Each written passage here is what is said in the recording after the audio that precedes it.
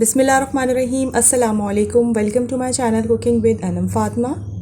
आज मैं आपके साथ बेहतरीन पुलाव की रेसिपी शेयर करने वाली हूँ और बच्चों का ये फेवरेट पुलाव है क्योंकि आज हम बना रहे हैं आलू का पुलाव और बहुत ही ज़्यादा खुशबूदार मज़ेदार सी ये रेसिपी है।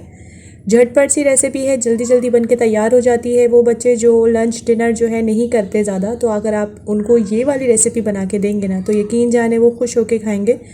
बच्चों के साथ साथ बड़े भी बहुत शौक से खाते हैं। तो वीडियो को स्किप मत कीजिएगा। तो चलिए अपनी रेसिपी को स्टार्ट करते हैं।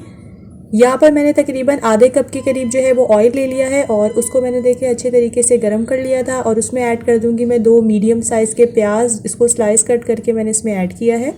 बस थोड़ा सा हमने इसको नरम करना है प्याज को। फिर इसमें कुछ गर्म मसाले ऐड कर दूंगी मैं, जिसमें ये 1 कदर तेज़पात है, 2 से 3 देखें दालचीनी के टुकड़े हैं छोटे साइज़ के, हाफ़ टी स्पून इसमें हम ऐड कर देंगे लौंग और 1 टेबलस्पून भर के इसमें मैंने ज़ीरा ऐड कर दिया है और हाफ़ टी स्पून के करीब मैंने इसमें काली मिर्चें मिक्स करके ही ऐड कर दी थी।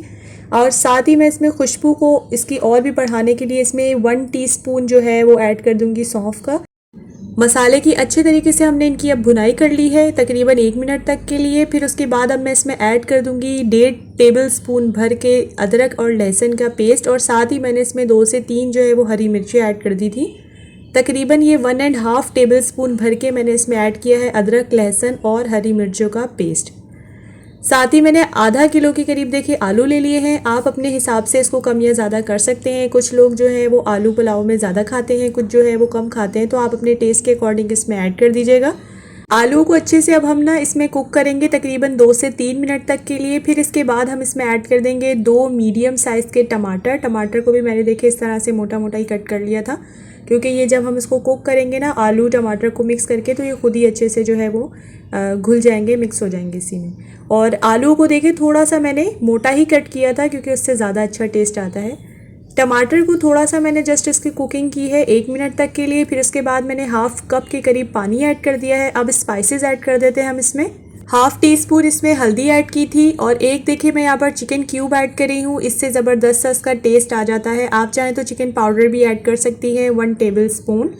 और साथ ही मैंने 1 टीस्पून इसमें ऐड कर दी थी लाल मिर्चों का पाउडर और सॉल्ट मैंने अपने टेस्ट के अकॉर्डिंग 1 टीस्पून इसमें ऐड कर दिया था। वो वीडियो में नहीं आ सका मेरे, इसलिए मैं आपको वर्बली इन्फॉर्म कर रही हूँ।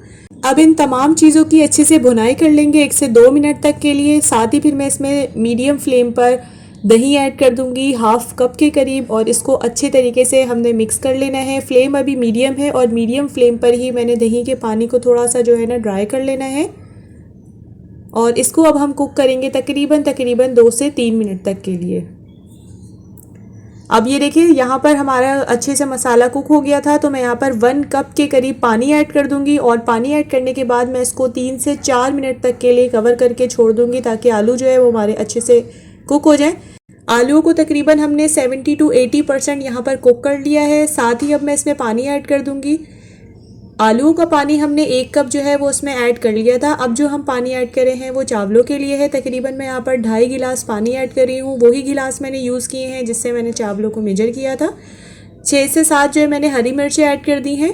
आप चाहें तो अपने टेस्ट के अकॉर्डिंग एडजस्ट कर लीजिएगा। खुशबू के लिए मैं यहाँ पर कड़ी पत्ता यूज़ कर रही हूँ। तकरीबन 7 से 8 कड़ी पत्ते हैं जो मैंने अच्छे से सुखा के रखे हुए थे। आप चाहें तो फ्रेश भी यूज़ कर सकते हैं।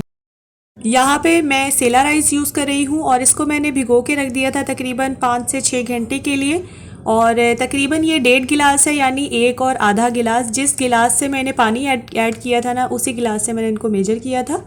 और यहाँ पर देखिए हमारा जो पानी है उसमें भी अच्छे से बॉईल आ चुका है। इस स्टेज पे आप नमक भी टेस्ट कर सकती हैं। मुझे थोड़ा कम लग रहा था तो मैंने इसमें थोड़ा ऐड कर लिया था।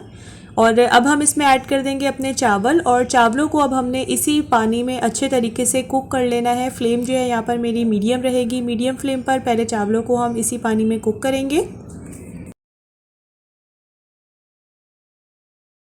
पानी देखिए हमारा अच्छे तरीके से रिड्यूस हो चुका है। अब मैं इसमें ऐड कर दूंगी 1 लेमन जूस। तकरीबन ये 1 टीस्पून के करीब जो है वो लेमन जूस बना था जो मैंने इसमें ऐड किया है। इससे ये होगा कि हमारे चावल खिला खिला और अच्छा सा बनेगा। और साथ ही मैं इसमें तकरीबन 1 टीस्पून भर के ऐड कर दूंगी गरम मसाले का। और बस अब हम इसको थोड़ा सा जो है अपने हल्के हाथ से ही मिक्स करेंगे। देखिए इस स्टेज पर हमें बहुत एहतियात करनी होगी। अगर हम ज़्यादा ज़ोर से इसको मिलाने लग जाएंगे ना तो चावल हमारा टूट जाएगा। तो हल्के हल्के हाथ से हमने जस्ट इसको मिक्स कर लेना है इस तरह से और फिर उसके बाद हम इसको कवर करके रख देंगे। लेकिन आप यहाँ पर देख लीजिएगा जो पानी है ना, तकरीबन मेरा यहाँ पर 1/4 कप के करीब पानी इसमें है चावलों में। अब आप इसको अच्छे से कवर करके रख दें ताकि जो भी इसकी स्टीम है वो बाहर ना जाए। कोई भी आप रुमाल भी जो है वो ढक्कन को अच्छे से उसको कवर करके आप इसमें रख सकती हैं।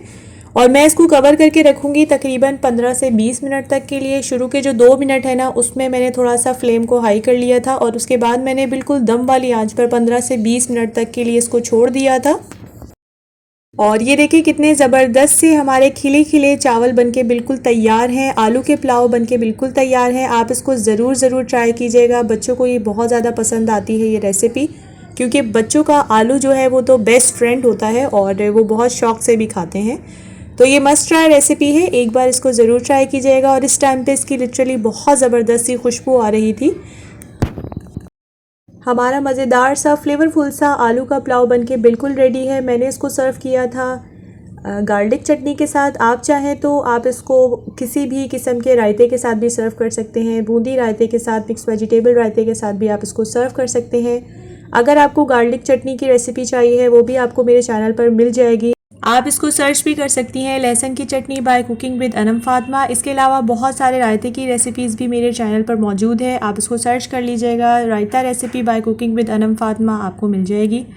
ज़रूर इसको रेसिपी को ट्राई कीजिएगा। ये बहुत झटपट और मज़ेदार सी रेसिपी है, सबको बहुत पसंद आएगी। अगर आपको आज की मेरी रेसिपी पसंद आई है तो आप इसको लाइक और शेयर अपनी फ्रेंड्स एंड फैमिली के साथ ज़रूर कर दीजिएगा। और मुझे फ़ीडबैक भी ज़रूर दे दिया करें, क्योंकि मुझे रहता है आप सबके फ़ीडबैक का इंतज़ार।